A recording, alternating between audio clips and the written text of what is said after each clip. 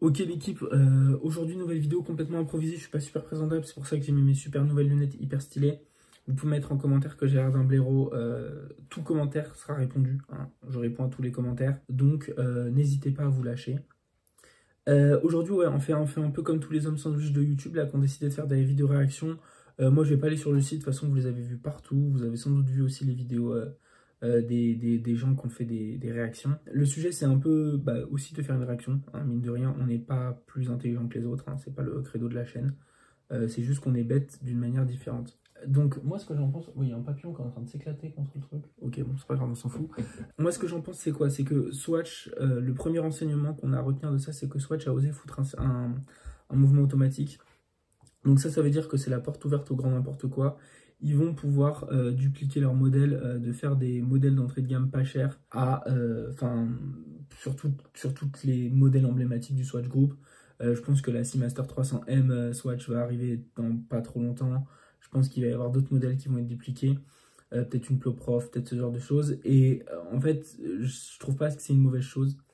On va y revenir plus tard aussi, mais je trouve pas que ce soit une mauvaise chose. Que Swatch en fait devienne l'antichambre du Swatch Group, en mode on se paye le modèle en plastique, enfin en biocéramique, mais en plastique, avant de pouvoir se payer le modèle original.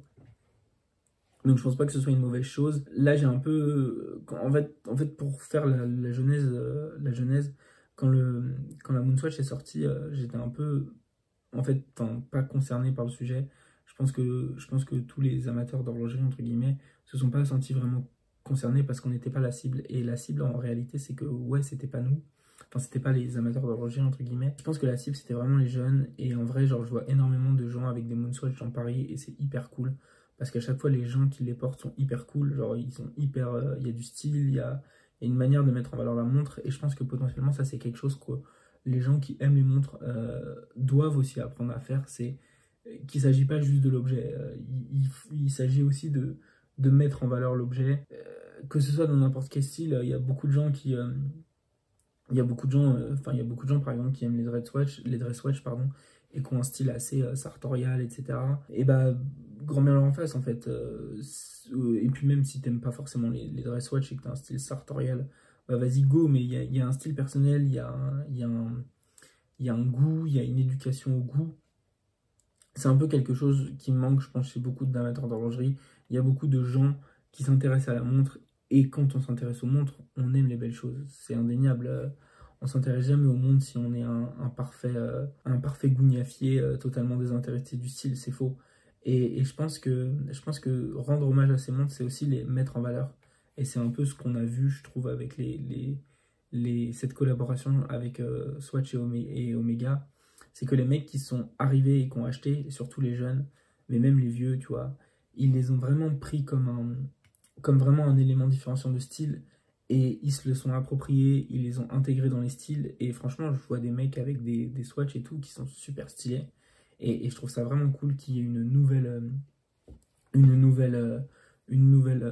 génération et une nouvelle manière d'aborder les choses et moi ça m'a vachement fait réfléchir là-dessus et je trouve que avoir des belles montres, c'est bien, mais bien les mettre en valeur, c'est aussi très important. Donc voilà, donc des mecs qui portent des Swatch avec des t-shirts Palace ou des t-shirts Stussy, qui ont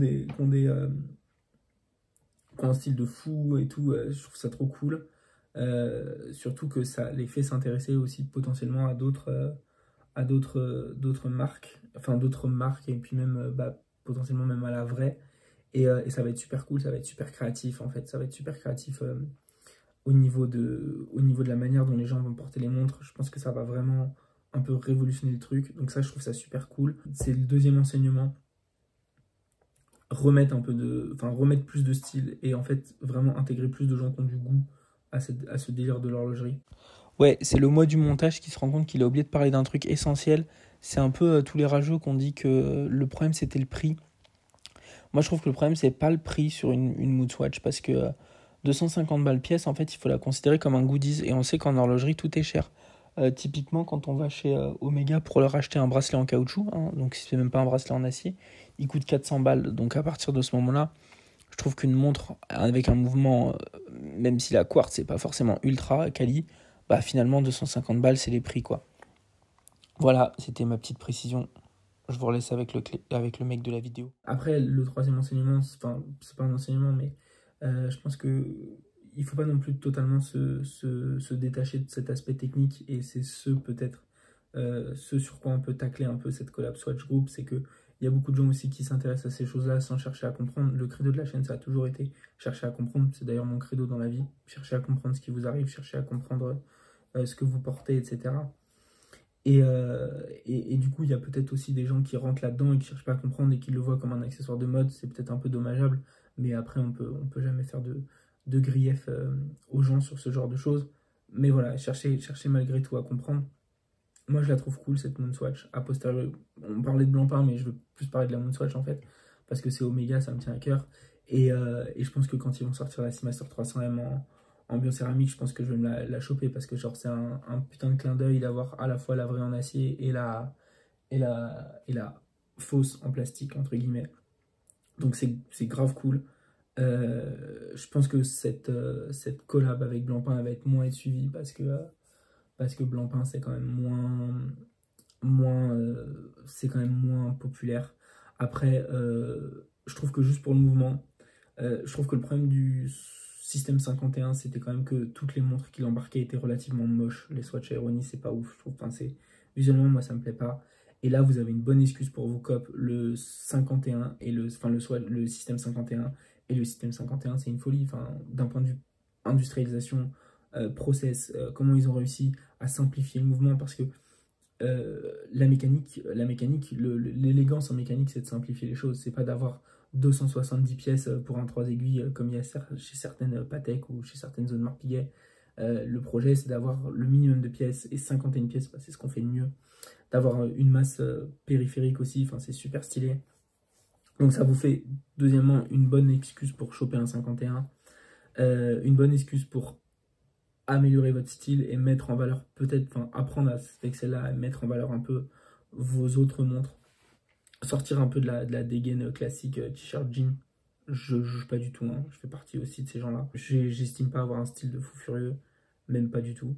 Mais je pense qu'on a pas mal de choses à apprendre. Et je pense que aussi, en ce moment, un truc que je kiffe, c'est vraiment les vêtements techniques. Je suis pas forcément hyper totale digression, mais c'est pas grave. Je suis pas forcément hyper connaisseur là-dedans, et je pense que j'ai quand même moins le goût que l'horlogerie, parce que l'horlogerie, c'est énormément de mécanique et de technique pure, mais je trouve qu'il y a énormément de choses à s'intéresser sur les vêtements techniques. Toutes les vestes Prada des années 2000, les trucs ACG et tout, le techwear, c'est hyper intéressant. Comment les mecs ont conceptualisé les choses, comment les mecs ont fait leur cahier des charges, etc. Donc ça, essayez de vous intéresser à ça aussi, et essayez un peu d'élargir le champ des possibles. Je pense que c'est un peu aussi l'enseignement de cette collab, c'est que notre monde d'amateurs d'horlogerie, qui était vraiment genre hyper restreint, et bah avec ces collabs, il s'éclate de tout, et sans faire de politique, je pense que c'est bien aussi, quand on a des environnements totalement fermés comme ça, d'avoir des idées nouvelles qui arrivent, et des idées créatrices. Et c'est une bonne chose, c'est Swatch.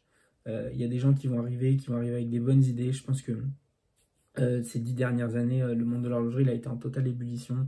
Il y a des gens qui sont arrivés avec des très très bonnes idées. Toutes les micro-brands, tout ça, ça a vraiment redynamisé le truc.